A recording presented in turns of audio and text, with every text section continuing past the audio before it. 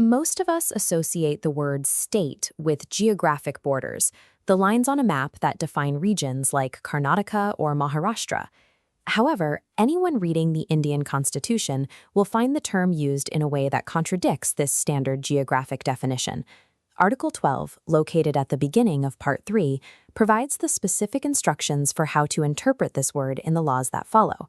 In this legal context, the state encompasses the active collection of authorities that run them. This legal definition identifies the machinery of power rather than a physical location. This machinery starts at the highest tier, specifically including the national government of India and the central parliament. The definition descends to include regional power, binding the governments and legislative bodies of individual states.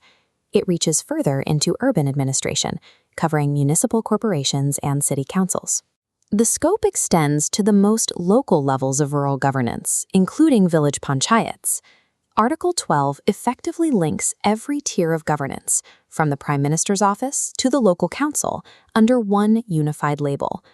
Why would a legal document group these distinct levels of government under a single broad term?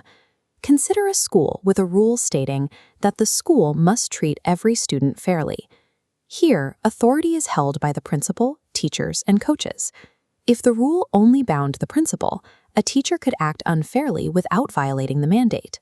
For true protection, the rule must apply system-wide. If anyone acts unfairly, the entire institution is responsible. Article 12 applies this logic to constitutional law, creating a unified umbrella of authority to ensure no government entity can escape these rules. This technical definition sits directly before the section on fundamental rights for a specific reason.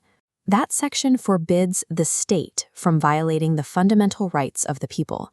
Because of Article 12, this restriction applies to everyone, from national leaders to local municipal workers. This careful word choice acts as a deliberate mechanism engineered for citizen protection.